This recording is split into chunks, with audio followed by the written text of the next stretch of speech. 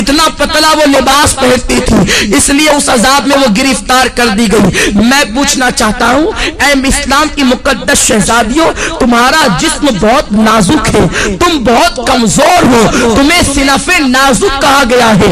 مرد تو مرد ہے، اگر اللہ اپنا عذاب پتھر اور پہاڑوں پر ڈال دے تو پہاڑ بھی اللہ کے عذاب کو برداشت نہیں کر سکتے۔ میری بہنوں، تم اللہ کے عذاب کو کیسے برداشت کر سکو گی؟ تمہارا یہ نازک وجود اللہ کے عذاب کو کس قدر برداشت کرنے کی طاقت رکھتا ہے؟ ذرا سوچو تو صحیح۔ آج تم اپنے حسن کی نمائش کر رہی ہو، آج تم باریک اور پتلے کپڑے پہن کر کے اپنے حسن کو دنیا کے سامنے ظاہر کر رہی ہو۔ کیا تمہیں ڈر نہیں لگتا یہ تمہارا حسن زیادہ دن تک تمہارے پاس نہ رہ سکے گا؟ جوانی کتنے دن کے لیے آتی ہے؟ جوانی آتی ہے جانے کے لیے، جوانی آتی ہے ختم ہونے کے لیے۔ زیادہ سے زیادہ جوانی 10 سے 15 سال تک تمہارے پاس رہے گی۔ اپنی جوانی کی عمر میں تم اپنے حسن کی نمائش کر لو، تم اپنے حسن کی خوب نمائش کرو گی۔ اس کے بعد پھر کیا ہے؟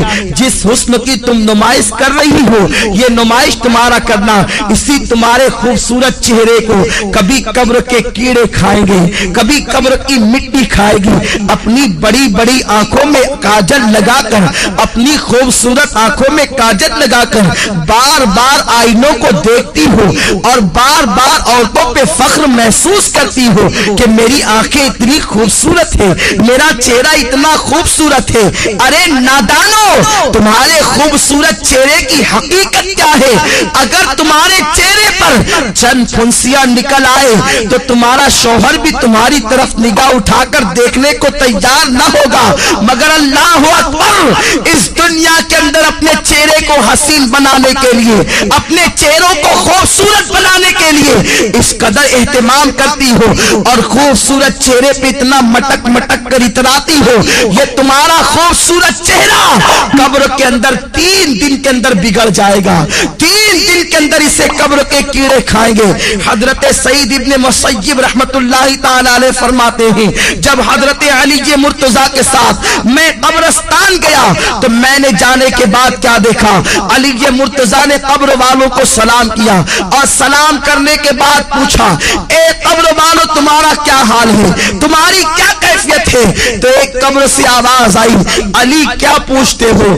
جس خوبصورت بالوں کو ہم دن میں کئی مرتبہ سنوارتے تھے وہ بال ہماری کھوپڑیوں سے جھڑ چکے ہیں۔ اے علی کے مرتضیٰ، جن آنکھوں پر ہم بہت فخر کرتے تھے وہ آنکھوں کے گودے بہ بہ کر کے گالوں سے گر رہے ہیں۔ جس چہرے کے اور گالوں کی سرخی پر ہم اتراتے تھے ان گالوں کے گوشت کو کیڑوں نے کھانا شروع کر دیا ہے۔ اب تم ہمارا حال کیا پوچھتے ہو؟ جس جسم پر پرفیوم لگا کر، جس جسم پر عطر لگا کر دنیا کے سامنے فخر محسوس کرتے تھے، اس جسم کو ازدہے ڈس رہے ہیں۔ اے علی، اب ہم تمہیں اپنا کیا حال سنائے؟ اے اسلام کی مقدس شہزادیوں، اپنے بڑے بالوں کی نمائش کے لیے تم اس قدر سرگردہ نظر آتی ہو، اس قدر کو اللہ اکبر کوشا نظر آتی ہو۔ یہ تمہارے بال تمہاری قبر میں جھڑ جائیں گے، یہ تمہاری آنکھیں اسے قبر کے بچھو کھائیں گے، حشرات الارض اسے کھائیں گے۔ اور اللہ کے رسول تو یہاں تک فرماتے ہیں، آج عورتیں اپنے حسن کا غلط استعمال کر کے کبھی کسی غیر محرم لڑکے سے محبت کا پیغام دیتی نظر آتی، پیار و محبت کے نام پر اجنبی لڑکوں سے دوستی کرتی نظر آتی، اور یہ آج فیشن بن چکا ہے، اسے عیب نہیں سمجھا جاتا۔ وہ عورتیں کان کھول کر سن لے جو لوگوں سے غلط تعلقات قائم کرتی ہیں۔ فرمایا گیا جن عورتوں نے دوسرے مردوں سے تعلقات قائم کرنا تو بہت بڑا جرم ہے، ایک مرتبہ اپنا ہاتھ کسی دوسرے مرد کے ہاتھ میں دیا ہوگا، اس عورت پر اللہ اس کی قبر میں 99 سانپ مسلط فرمائے گا، اور اس میں سے ایک سانپ کی طاقت کا عالم یہ ہوگا کہ وہ سانپ اگر سانس لے دنیا میں، وہ سانپ اگر دنیا میں سانس لے تو اس کی سانس کی گرمی سے پوری دنیا کے انسان مر جائے، اور اگر وہ سانپ کسی پہاڑ پر اپنی دم کو مار دے تو پہاڑ ریزہ ریزہ ہو جائے، اتنا طاقتور وہ سانپ ہے۔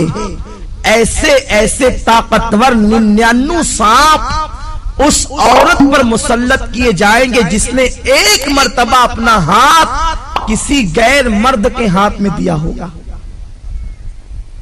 آج لڑکوں سے دوستی فیشن سمجھا جا رہا ہے، بچیاں سج دھج کر اسکول اور کالج کا رخ اس لیے کرتی ہیں، اللہ ماشاءاللہ سب کی بات نہیں کرتا کہ لڑکے انہیں دیکھیں ان کی طرف متوجہ ہوں۔ اللہ کے رسول صلی اللہ علیہ وسلم نے فرمایا، میں نے معراج کی رات ایک منظر دیکھا کہ آگ کی کینچی سے کچھ عورتوں کی جلدیں کاٹی جا رہی ہیں، آگ کی کینچی سے ان کی جلدیں کاٹی جا رہی ہے۔ جو خواتین آپریشن کو جانتی ہے اور جن کا آپریشن کسی مقام پر یہ کہاں ہوا ہے یا انہوں نے آپریشن کی داستان کو سنا ہوگا تو انہیں معلوم ہوگا کہ جب کسی کی جلد ڈاکٹر کاٹتا ہے تو پہلے اسے بے ہوش کرتا ہے، پھر بڑی نزاکت کے ساتھ ہلکے ہلکے انداز سے کاٹتا ہے، پھر جب ہوش آتا ہے تو انسان کتنا تڑپتا ہے، کتنا بے چین ہوتا ہے، کتنا بے قرار ہوتا ہے۔ بہت احتیاط کے ساتھ اگر بے ہوش کر کے انسان کی جلد کاٹی جائے تو انسان اتنا تڑپتا ہے۔ میری بہنوں ذرا سوچو تو صحیح کہ آگ کی کینچی سے کچھ عورتوں کی جلدیں کاٹی جا رہی تھی۔ غیب دار رسول صلی اللہ علیہ وسلم نے فرمایا، میں وہ منظر دیکھ کر بے قرار ہو گیا۔ میں نے پوچھا، جبریل یہ کون عورتیں ہیں اور ان پر یہ عذاب کیوں ہے؟ تو جبریل نے کہا، یا رسول اللہ یہ آپ کی امت کی وہ عورتیں ہیں جو اس لیے بن سنور کے گھر سے نکلتی تھی کہ مرد ان کی طرف راغب ہو اور ان کی طرف دیکھے، اس لیے انہیں اس عذاب میں مبتلا کیا گیا۔ اے اسلام کی مقدس شہزادیوں، تم مغربی تہذیب اور فیشن پر عمل کرنے کے بعد بہت زیادہ کامیاب نہیں ہو سکتی، بہت زیادہ کامران نہیں ہو سکتی۔ اور سنو، یہ دنیا ایسی بدترین جگہ ہے، یہ دنیا ایسا بدترین مقام ہے، یہاں کوئی کسی کا نہیں۔ جب تک تمہاری جوانی تمہارے پاس ہے، ہر آنے والا تمہارے قریب آنے کی سوچے گا، تمہارے حسن کو پھول کی طرح جو حسن اللہ نے عطا کیا ہے اس کو مل دینے کے بعد وہ ایسا غائب ہوگا کہ پھر تمہیں کہیں نظر نہیں آئے گا۔ آج کل یہ باتیں بھی سننے میں آ رہی ہے کہ یہ چیز بھی فیشن بنتی جا رہی ہے کہ ایک عورت شوہر کے ہونے کے باوجود دوسروں کی طرف نگاہ کرتی ہے، یا دوسروں کے بہلانے پھسلانے پر، کبھی زیور کے لالچ دینے پر، کبھی دولت کی لالچ دینے پر، کبھی کاروں میں اور بائک پر گھومنے کی لالچ دینے پر عورتیں پھسل جاتی ہیں۔ دراصل غلطی عورتوں کی نہیں ہے، اس لیے کہ یہ بیچاری ناقص العقل ہے، بہت جلدی کسی کے پھندے میں آ جاتی ہے، بہت جلدی کوئی نے استعمال کر جاتا ہے، بہت جلدی کوئی نے یوز کر لیتا ہے۔ مگر میری بہنوں، میری بات کا برا نہ ماننا، میں تمہارے نبی کا نواسا اور تمہارا چھوٹا سا بھائی ہوں، میں تمہاری خیر خواہی کے لیے یہ باتیں عرض کر رہا ہوں، ورنہ عورتیں یہ نہ کہیں کہ منبر پر بیٹھ کر ہم سے یہ کیا باتیں کہی جا رہی ہے۔ میں یہ نہیں کہتا کہ اجتماع میں آنے والی ساری عورتیں بری ہیں، میں یہ باتیں صرف اس لیے کہہ رہا ہوں کہ جو بری عورتیں ہیں تم جا کر کے ان عورتوں کو یہ باتیں بتاؤ تاکہ وہ استعمال ہونے سے بچ جائیں، تاکہ وہ غلط کاموں سے بچ جائیں۔ میری بہنوں، میں تم سے پوچھنا چاہتا ہوں، تمہارے پاس جوانی زیادہ دن تک رہنے والی نہیں ہے، 10 سے 15 سال تک تمہاری جوانی تمہارے پاس رہے گی۔ اور سنو، اللہ کے رسول صلی اللہ تعالی علیہ وسلم نے فرمایا، عورتوں کا سب से बड़ा जेवर औरत की शर्म और हया है। जो औरत जितनी बाहया है वो औरत उतनी ज्यादा मुअज़्ज़ज़ है, वो औरत उतनी ज्यादा मुकर्रम है। सुनो, अगर तुम्हारा शौहर गरीब है, अगर तुम्हारा शौहर बहुत ज्यादा नादार और मुफलिस है, तब भी उसी शौहर के साथ वफादारी करो, उसके साथ गद्दारी मत करो। अगर कोई इंसान कितना ही जेवर का लालच दे, कितनी दौलत का लालच दे, कितने ही कारों में बाइक पे घूमने फिरने का लालच दे, कभी किसी की तरफ निगाह उठाकर न देखना। इसलिए कि अगर दुनिया के अंदर किसी के जेवर के लालच में फंसकर, अगर किसी दुनियादार इंसान की लालच में आकर तुम अपनी आबरू का सौदा कर बैठोगी, तुम अपनी इज्जत का सौदा कर बैठोगी, सब कुछ चला जाएगा, दुनिया में इज्जत भी चली जाएगी और आखिरत में तुम जहन्नम का ईंधन बनोगी। और अगर तुमने अपनी इज्जत को संभाल कर रखा, अपनी हया को संभाल कर रखा और गरीब शौहर के साथ तुमने वफादारी के साथ अपने शौहर के साथ वफादारी की, तो नबी का फरमान सुनो, मेरे आका फरमाते हैं जो औरत अपने गरीब शौहर के साथ वफादारी के साथ रहती है, अपनी आबरू का सौदा नहीं करती, ऐसी औरत को अल्लाह मेरी बेटी फातिमा के साथ बगैर हिसाब व किताब जन्नत में दाखिल फरमाएगा। अब अगर तुम बगैर हिसाब व किताब जन्नत में दाखिल होना चाहती हो सैयदा फातिमा के साथ, तो अपनी आबरू का सौदा न करना, किसी के लालच देने में न आना। ये जेवर क्या हैसियत रखते हैं, जेवरों की क्या हैसियत है, सोने चांदी की क्या हैसियत है, अच्छे लिबास की क्या हैसियत है, कारों की क्या हैसियत है, दुनियावी सवारियों की क्या हैसियत है। जब तुम्हारी मौत आएगी तो सुन लो, बुढ़ापे में मरना जरूरी नहीं है, जवानी में भी तुम्हें मौत आ सकती है। अल्लाह अकबर, जब तुम्हें मौत आएगी, अगर तुमने अपनी हया को बेचकर जेवरात हासिल किए होंगे, यही जेवरात तुम्हारे बदन से निकाल लिए जाएंगे। अच्छे अच्छे लिबास तुमने जो जमा किए होंगे वो लिबास भी तुमसे छीन लिया जाएगा और तुम्हें क्या पहनाया जाएगा, सादा सा सिंपल सा 2 गज सफेद कपड़ा जिसे दुनिया कफन कहती है, वो कफन तुम्हारे बदन से लपेटा जाएगा। काफूर की वो गमगीन खुशबू तुम्हारे बदन से लगाई जाएगी। तुम्हारी सहेलियां आज जो तुमसे कहती है चल इस गुर्बत में क्या रखा है, इस गुर्बत में क्या रखा है, चल चल कर ऐश की जिंदगी गुजार, याद रखना उन जालिमों की बात कभी मत सुनना।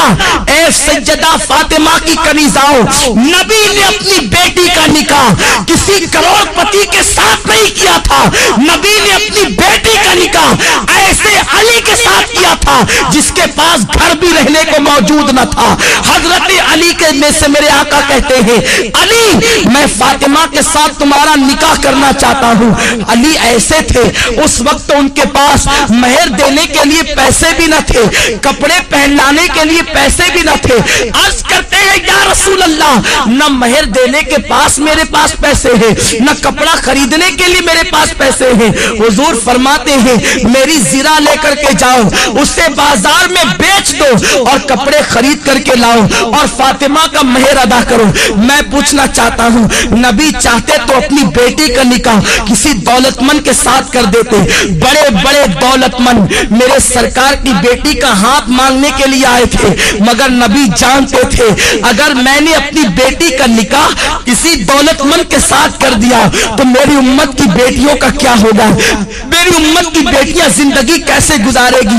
नबी ने अपनी बेटी का निकाह एक गरीब अली के साथ करके दुनिया को बता दिया कि गरीब शौहर के साथ ईमानदारी और वफादारी के साथ अपनी जिंदगी को गुजार देना ये नबी की बेटी फातिमा की सुन्नत है, तमाम जन्नती औरतों की सरदार की सुन्नत है। मेरे आका अलैहिस्सलातु व तस्लीम की कनीजाओं सैयदा फातिमा इतने गरीबी के आलम में अपनी जिंदगी को गुजारती थी कि अपने हाथों से चक्की खुद पीसती थी, चक्की पीसने से हाथों में छाले पड़ गए थे, मशकीजा बदन पर रख करके पीठ पर लाद कर मशकीजे से पानी लाती।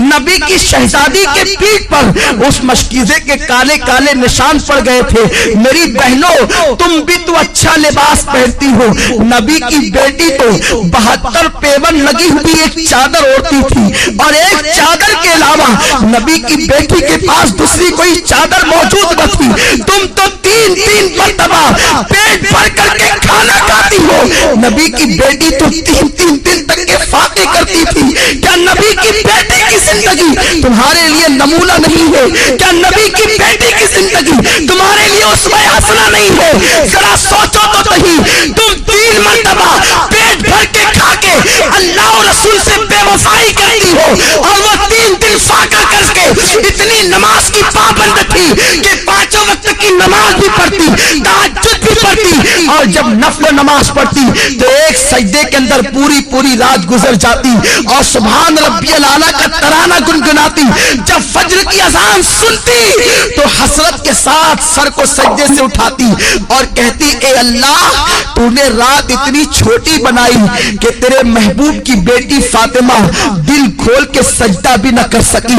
اے خاتون جنت کی کنیزاؤ، تم مسلمان ہو، تمہاری تقدیر کا ستارہ بہت عروج پر ہے، اللہ نے تمہیں ایمان کی دولت دی ہے، غیر مسلم عورتوں کو دیکھ کر ان کی طرح بننے کی کوشش نہ کرو، فلموں میں ہیروئن کو دیکھ کر ان کی طرح بننے کی کوشش نہ کرو۔ ذرا سوچو تو صحیح، میرے آقا فرماتے ہیں میں نے عورت کی عزت کو کعبے سے بھی بلند کر دیا ہے، تمہاری عصمت کو نبی نے کعبے سے بلند کیا ہے، تمہیں اپنے آپ کا کوئی خیال نہیں، تم پارکوں میں جا کر اللہ اکبر اللہ کی نافرمانی کر رہی ہو۔ اور سنو،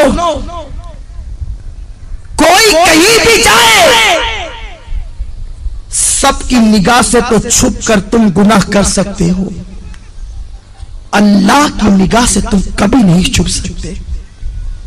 قرآن کہتا ہے ان اللہ کان علیکم رقیبا، تم جہاں کہیں ہو اللہ تم پر سخت نگرانی فرما رہا ہے۔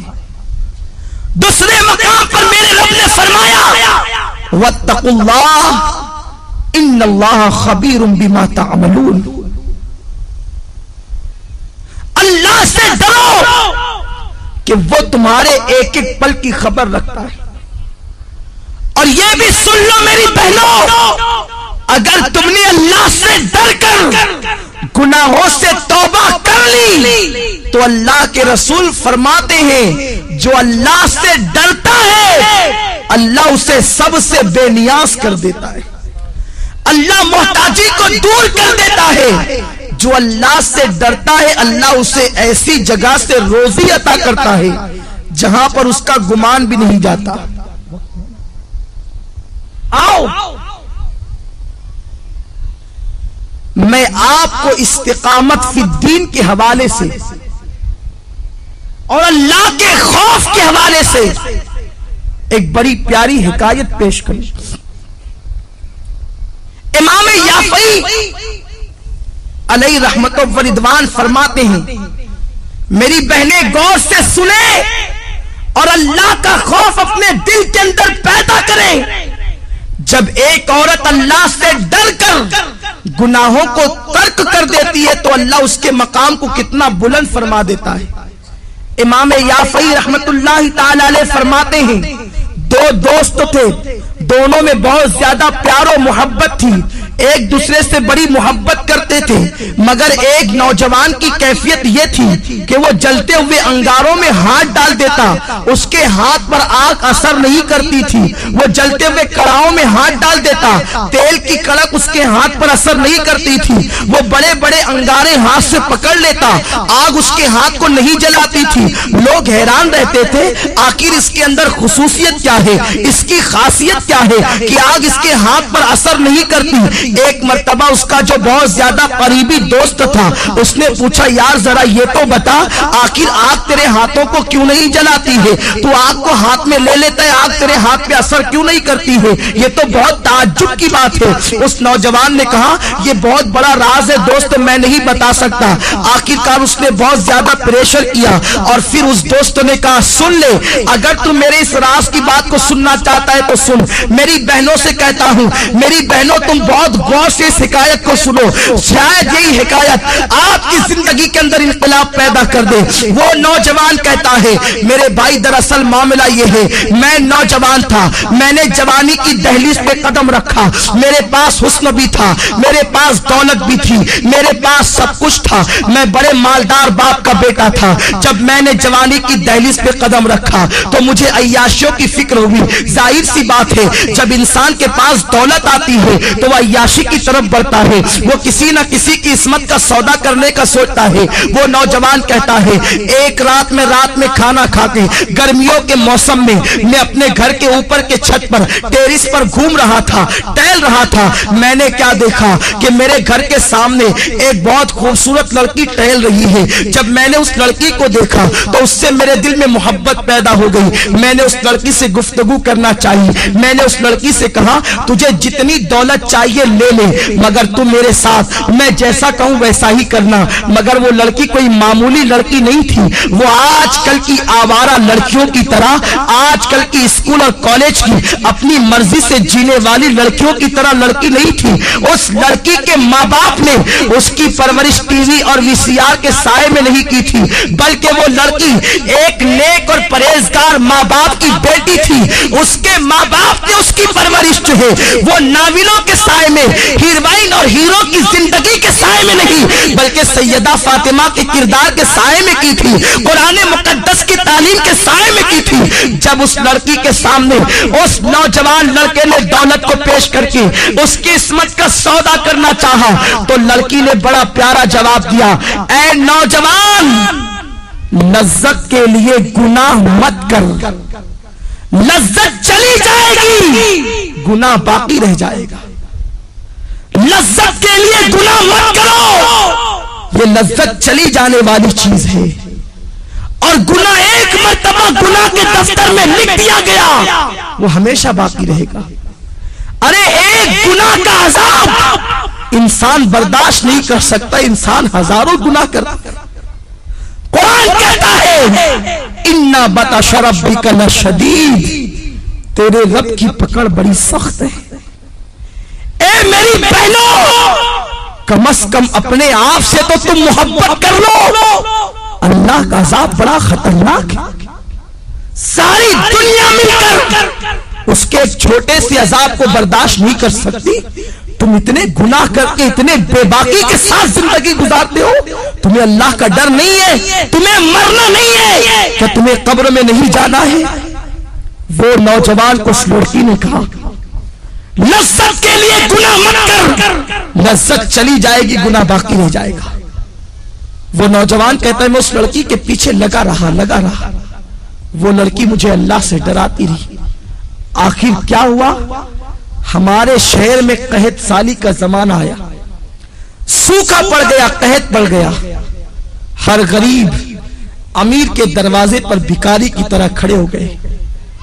میں مالدار باپ کا بیٹا تھا، میرے باپ نے مجھے بہت سارا اناج دیا، کہا بیٹا تقسیم کرو۔ میں اناج تقسیم کر رہا تھا کہ میرے دروازے پہ وہ لڑکی بھی چلی آئی۔ میں نے اس لڑکی کو قطار میں دیکھا، میں خوش ہو گیا کہ آج اپنی دل کی خواہش پوری کروں گا۔ میں نے جلدی اپنے نوکروں سے کہا کہ سب کو دے کر کے بھگا دو، اور اس لڑکی کو میں نے اپنے کمرے میں بلایا۔ لڑکی سے پوچھا کیا بات ہے، کیوں آئی ہو، آنے کی وجہ کیا ہے؟ لڑکی نے کہا اے نوجوان تو جانتا ہے کہ میری شادی ہو چکی ہے اور میرے 3 بچے ہیں، میں ماں ہوں، میرے بچے بھوک کی وجہ سے تڑپ رہے ہیں، خدا کے لیے کچھ اناج دے دے تاکہ میرے بچوں کی زندگی بچ جائے۔ اس نوجوان نے کہا اے لڑکی میں تیرے قدموں میں دولت کا اور اناج کا انبار لگا دوں گا، تو ایک مرتبہ میرے دل کی تمنا کو پورا کر۔ لڑکی نے کہا تیرے دل کی تمنا کیا ہے؟ تو اس نوجوان نے کہا کہ میں تیرے ساتھ زنا کرنا چاہتا ہوں۔ لڑکی لرز گئی اور کہنے لگی نادان اللہ سے ڈر، اللہ کے رسول فرماتے جب کوئی لڑکا اور لڑکی زنا کرتے ہیں تو ان کا ایمان ان کے سینوں سے نکل جاتا ہے، ایمان دلوں سے رخصت ہو جاتا ہے، اور اللہ کے حبیب فرماتے ہیں जब कोई मुसलमान मर्द और औरत बदकारी यानी जिना करते हैं तो जमीन रोकर अल्लाह से कहती, ए अल्लाह तू मुझे इतनी ताकत दे देता कि मैं फट जाऊं और इन दोनों को अपने अंदर दबोच। इतना बदतरीन जुर्म है जिना। अल्लाह से डर, तू क्या कह रहा है? उस नौजवान ने जवाब दिया, अगर तू मेरे दिल की ख्वाहिश को पूरा नहीं कर सकती तो मैं तेरी बात पूरी नहीं कर सकता। लड़की चली गई। जब वो गई तो उसने क्या देखा, उसके बच्चे रो रहे। कहते हैं, मां अगर तू हमें खाना नहीं खिला सकती तो अपने हाथों से हमारा गला दबा के हमें मार डाल, ताकि हम भूख की शिद्दत से तो बच जाए। मेरी बहनों जरा सोचो, एक मां के सामने जब बच्चे जिंदगी और मौत की भीख मांग रहे होंगे तो उस मां की ममता ने क्या कहा होगा। लड़की ने सोचा, बच्चों की 3-3 बच्चों की जिंदगी एक तरफ है और जिना एक तरफ है। अगर मैं जिना कर लूं और अनाज हासिल करके बच्चों को खिला दूं, मेरे बच्चे तो बच जाएंगे, बाद में मैं तौबा कर लूंगी। तौबा का दरवाजा तो खुला है। और ये कह के वो चल पड़ी। ये शैतान का सबसे खतरनाक जाल है कि अभी तो गुनाह करो, बाद में तौबा कर लेंगे। हमेशा सोचो, तुम्हारे पास गारंटी क्या है कि तुम्हें गुनाह करने के बाद तौबा का मौका मिलेगा? क्या गुनाह करते करते मर गए तो क्या होगा? हमारे महल्ले की बात है, एक खातून रात 12 बजे के बाद फिल्म देख रही थी। घर में अकेले तन्हा बैठे, फिल्म देखते देखते उसका इंतकाल हो गया। पूरे महल्ले में हंगामा हो गया कि इस औरत का इंतकाल फिल्म देखते देखते हुआ। महल्ले के 80% लोगों ने उसका जनाजा नहीं पढ़ा और आज भी दुनिया उस पर लानत और मलामत कर रही है। कहीं ऐसा तो नहीं कि कोई गुनाह करते करते आपको ही मौत आ जाए और सारी दुनिया क़यामत तक आपका जिक्र करके आपको मलामत करे? तो ये मत सोचना कि गुनाह करने के बाद तौबा का मौका मिल जाएगा। अगर गुनाह करते करते मौत आ गई तो क्या होगा? मेरे आका फरमाते हैं, जो जिस हाल में मरेगा उसी हाल में उठाया जाएगा।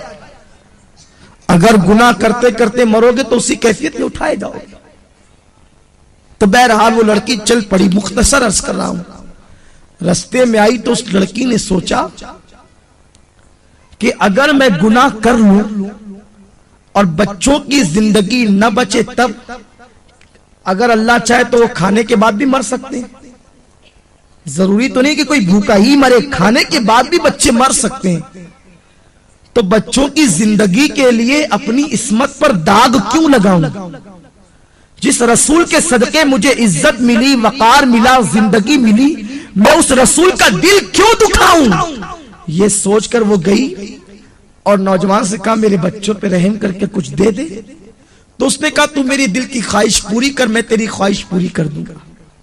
लड़की ने कहा, ए नौजवान, कान खोल के सुन ले, अपने एक एक बच्चे को भूख से तड़प तड़प कर मरता देखना तो गवारा कर लूंगी, मगर नबी की नाफरमानी नहीं करूंगी, कभी गुनाह की तरफ नहीं जाऊंगी। ये कहकर वो लड़की पलट गई और आकर हजरत फातिमा की सुन्नत को अदा किया। वुजू किया और सर सजदे में रखकर कहती है, मौला तूने कहा है गुनाह से बचने के लिए मैं बच गई, अब मेरे बच्चों की जिंदगी बचाना तेरे करम का काम है। इधर ये दुआ कर ही रही थी, उधर दरवाजे पे दस्तक हुई। दरवाजा खोल के देखा तो वही नौजवान अपने नौकरों के साथ खड़ा है। उसके हाथों में बहुत सारे रुपयों के थाल और अनाज मौजूद है, खाना मौजूद है। लड़की ने कहा, क्या बात है, क्यों आए हो? उस नौजवान ने कहा, ए औरत, तू गरीब भूखी प्यासी होकर अल्लाह से इतना डरती है तो मुझे मालदार होकर अल्लाह से कितना डरना चाहिए। मेरा दिल तेरे तकवा और परहेजगारी की वजह से बदल गया। آج کے بعد میں تجھے اپنی بہن مانتا ہوں، سارے ناپاک ارادوں سے میں نے توبہ کر لی، یہ لے میری طرف سے تحفہ قبول فرما اور اپنے بچوں کو کھلا دے۔ اس لڑکی نے کہا رک جا، پھر سجدہ کیا اور کہتی ہے اے اللہ، یہ نوجوان اگر اپنے قول میں سچا ہے، یہ اگر صحیح کہتا ہے تو یہ تیری بندی تیری بارگاہ میں دعا کرتی ہے کہ تو اس پر دنیا کی آگ بھی حرام کر دے اور جہنم کی آگ بھی حرام کر دے۔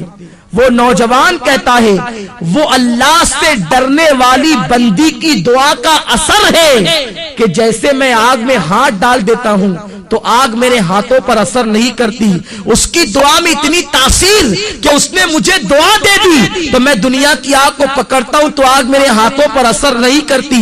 مجھے امید ہے کہ جہنم کی آگ بھی میرے جسم پہ اثر نہیں کرے گی۔ میری بہنوں ذرا سوچو تو صحیح، اگر ایک عورت گناہ سے بچے، ایک عورت اگر برائی سے بچے تو اس کی دعا میں اتنی تاثیر پیدا ہو جائے کہ اگر وہ کسی کے لیے دعا کر دے کہ تیرے ہاتھ پر دنیا کی آگ اثر نہ کرے تو دنیا کی آگ اسے جلا نہیں سکتی، تو خود اس بندی کے وجود کا عالم کیا ہوگا، خود اس بندی کی شان و شوکت کا عالم کیا ہوگا۔ تو میری بہنوں تم اپنے مقام کو پہچانو، تم نبی کی امتی ہو، تم سرکار کی کنیز ہو، تم سیدہ فاطمہ کے نقش قدم پر چلنے کے لیے پیدا کی گئی ہو۔ اپنی عصمت و آبرو کو سمجھو اور اپنی آبرو کا سودا نہ کرو۔ اور چلتے چلتے آخری بات بتا دوں، اگر کوئی میری بہن غلطی سے کوئی گناہ کر چکی ہے تو وہ پریشان نہ ہو، آج بھی توبہ کا دروازہ کھلا ہوا ہے، صدق دل سے توبہ کر لو۔